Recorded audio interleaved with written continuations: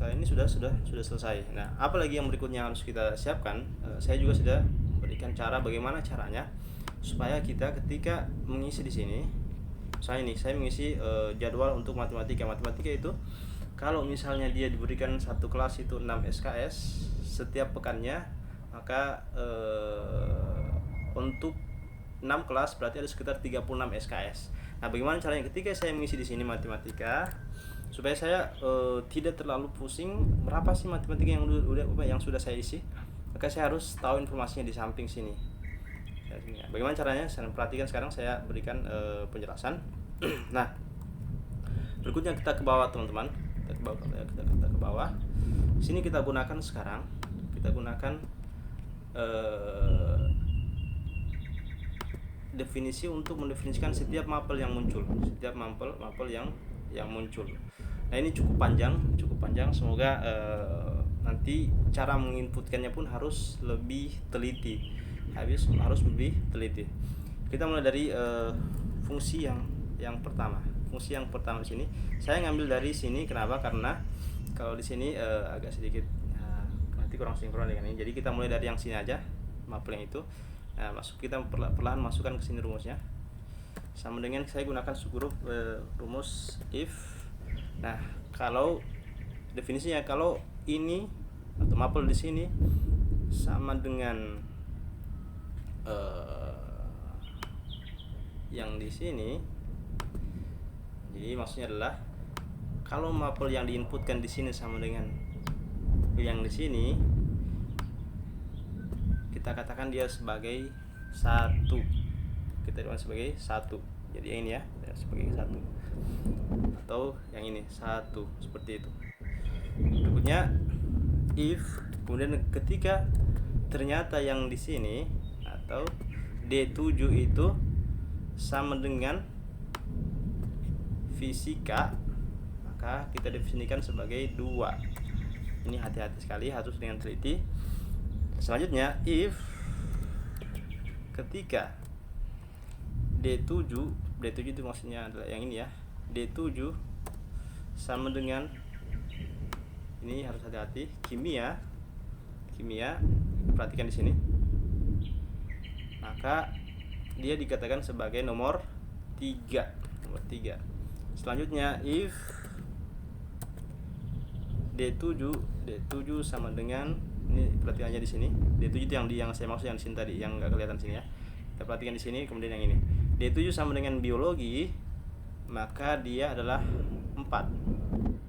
Dia adalah 4.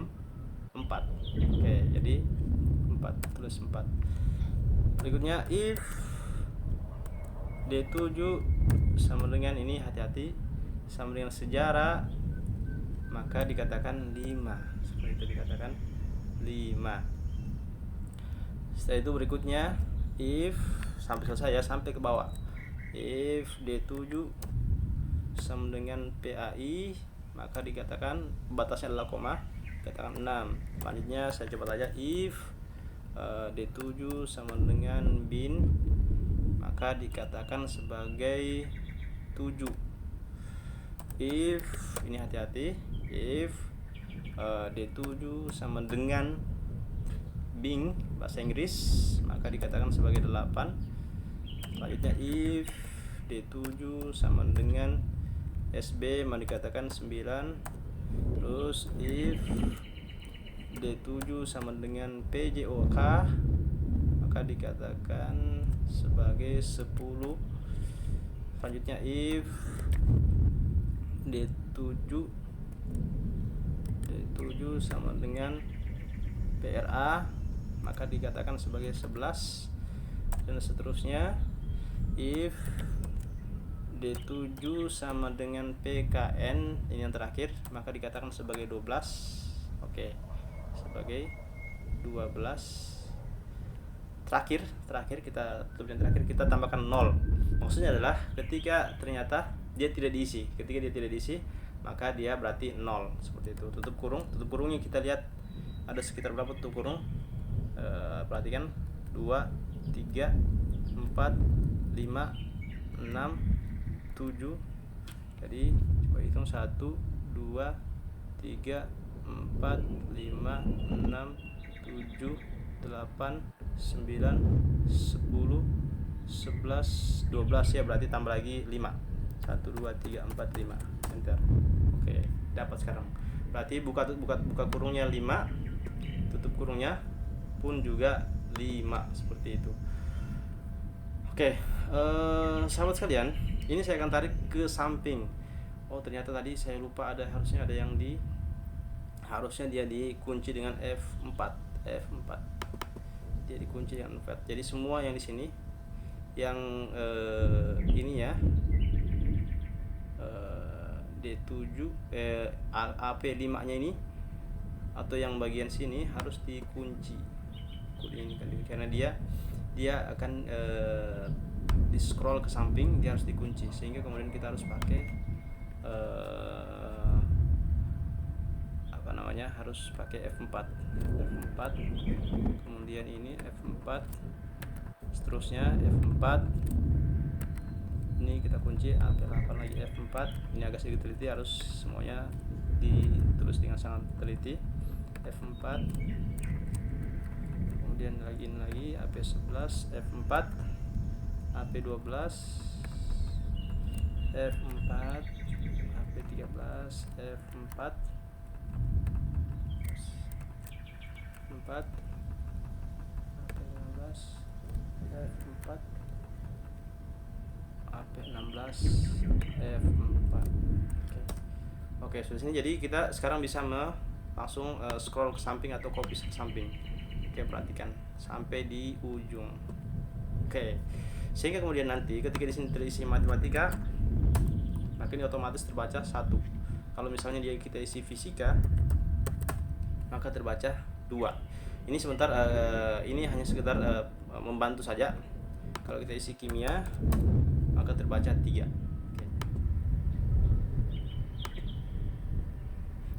Ya, ini kita hapus dulu.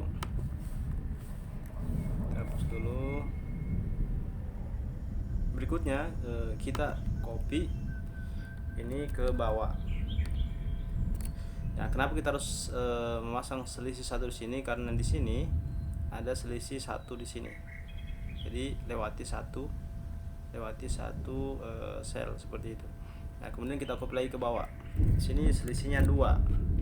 Karena dari sini 1, 2, 3, baru ke sini lagi 2 ya, 2 selisih. Kemudian satu selisih lagi, satu selisih. Maka kemudian sini kita copy satu lagi, kemudian selisih lagi 1. Ini karena kita ingin supaya dia menyesuaikan. Jadi D16 ini maksudnya adalah D yang ke-16, yang ini maksudnya. Nah, D16. Kalau kita copy ke sini, misalnya ke sini, maka nanti dia baca D15 yang ini. Jadi tapi itu ini bukan yang dimaksud, sehingga kemudian kita di situ kopinya ke bawah. Kita lihat selisihnya. Nah, berikutnya D16 itu dia selisihnya 1, 2, berarti D19, berarti 2, 1, 2. Ini supaya rumusnya dulu berfungsi dulu ya. Jadi agar supaya fungsinya tetap sinkron seperti itu. Oke, sekarang sudah di D19 ini.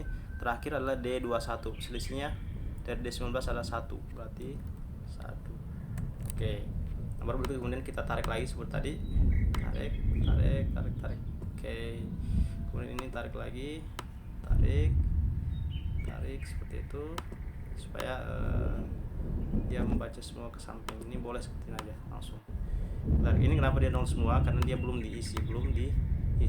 Nah, perhatikan untuk hari Jumat ini hanya sampai di sini. Karena ini Jumat time. Jadi untuk hari Jumat hanya untuk hari Senin sampai Kamis hanya sampai sini.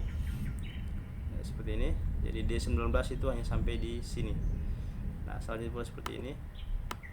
Oke, seperti ini ke sini. Nah, sekarang kita pindahkan lagi, kita copy ini. Kemudian pindahkan yang searah dengan AH. Berarti di sini. Oke, kemudian tarik ke samping. Ini juga di copy, tarik ke samping. Oke. Nah, sekarang kita rapikan. Cara rapikannya seperti ini. Kita ambil seleksi, kemudian Ctrl X, ini namanya di cut supaya nanti formatnya tetap sama. Nah ini agar supaya dia berdekatan semua. Ctrl X yang ke situ, berikutnya Ctrl X pindah ke sini, kemudian yang ini pindah ke sini, oke. Kemudian yang ini Ctrl X, Ctrl V seperti itu. Jangan di Ctrl C ya, Ctrl X, karena kita akan mengambil semua formatnya, Oke.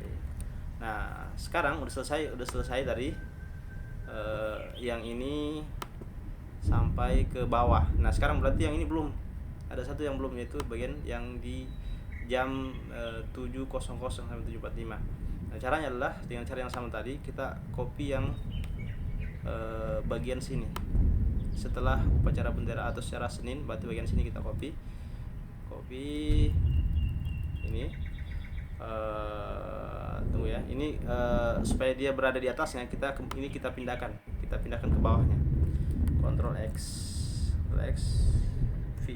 Nah jadi ini udah pindah, udah pindah. Sekarang kita masukkan, kita ingin mengambil yang ini, mapel yang ini, supaya dia terbaca, dia berada di J5.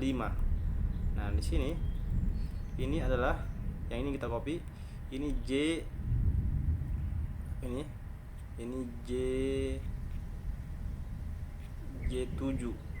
Berarti kalau kita copy ke sini dia terbaca J6. Maka harus ada selisih 1. Jadi kita pindahkan lagi satu kali ke bawah. Ctrl X, pindahkan dia ke bawah. Oke. Baru kemudian kita copy yang tadi J. Karena ada selisih 1, berarti kita copy-nya ke sini. Oke, ini terbaca sekarang J5 yang ini ya. J5 berarti yang ini, maksudnya yang ini ya, J5. Oke, dari situ sampai situ, baru kemudian kita dengan cara yang sama tadi, kita langsung scroll saja ke samping. Ya ini memang butuh ketelitian. Nah setelah di situ kita rapikan lagi kembali, ini kita satukan ke atas supaya nanti kita fungsinya enak. Oke, kita Ctrl X kemudian Ctrl V.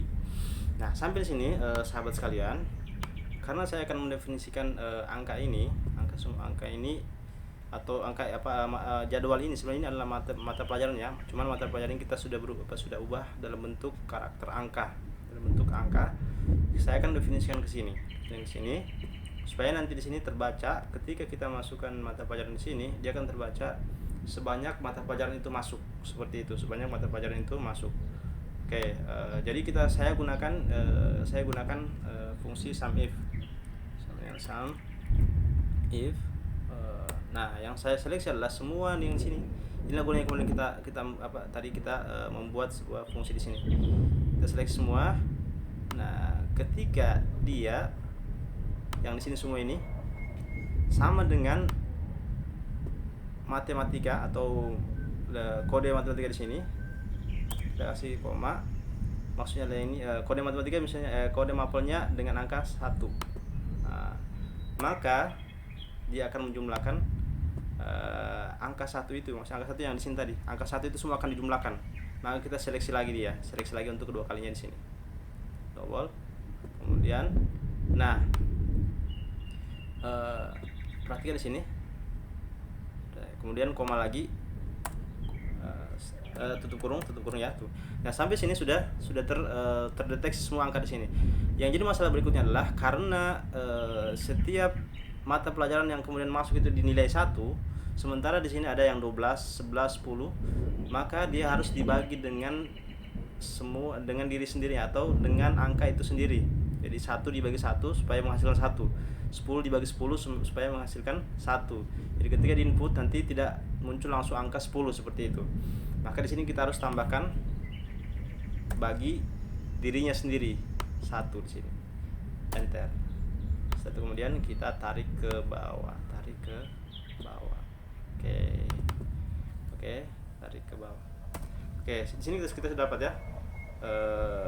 Matematika sudah ada 1 yang terisi. Sudah ada 1 yang terisi di mana itu? Yaitu yang ini. Biologi juga ada 1 yang terisi, berarti ada 1 SKS yang masuk, yaitu yang ini. Kemudian PAI ada 1 lagi yang masuk, yaitu yang ini. kalau saya hapus maka dia terhapus.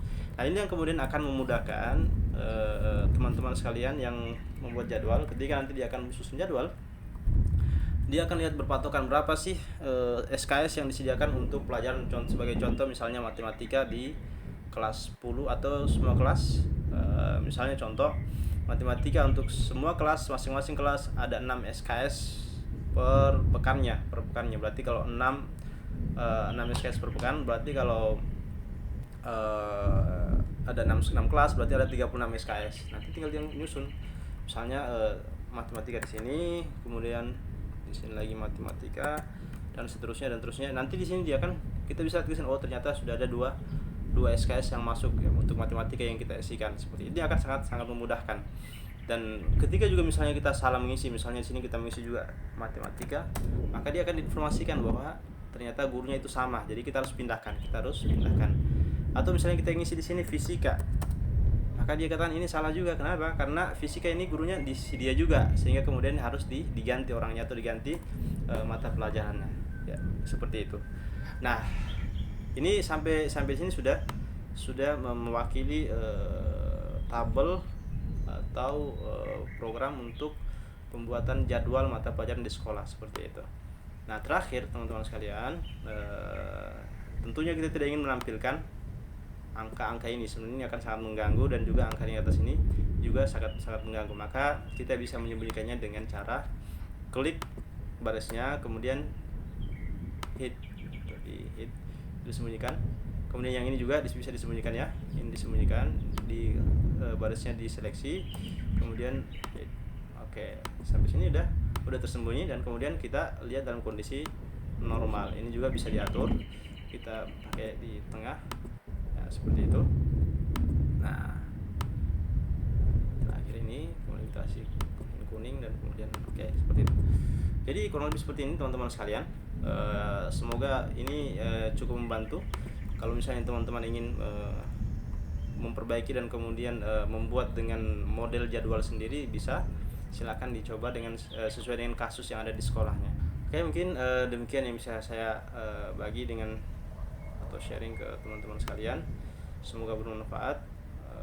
Mari terus belajar dan memperbaiki kekurangan kita. Kalau misalnya belum paham, banyak-banyak mencoba untuk bisa membuat apa yang kita ingin buat, seperti itu. Demikian, assalamualaikum warahmatullahi wabarakatuh.